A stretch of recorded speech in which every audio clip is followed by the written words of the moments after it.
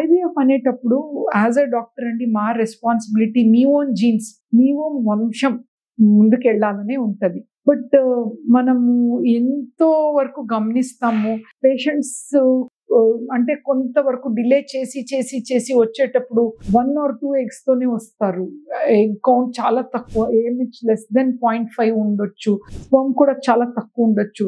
But still ఎంత problems ఉంటే కూడా వాళ్ళ జీన్సే ఇవ్వటం మా ఇంపార్టెన్స్ అన్నట్టు. ఎందుకంటే యాజ్ అ కపుల్స్ వాళ్ళ జీన్స్ తోనే బేబీతో వెళ్ళాలి. సో ఇలా ఈ ఒక పోరాటం అన్నట్టు.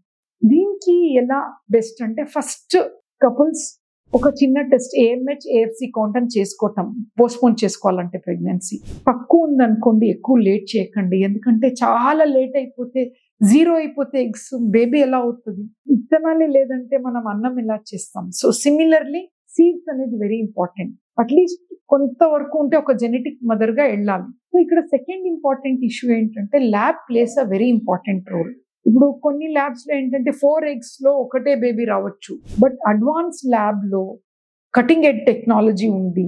ISO 6 సర్టిఫైడ్ ల్యాబ్ అంటే అది ఎంత క్లీన్ గా ఉంటదంటే మదర్కి గర్భాశయం ఉంటది.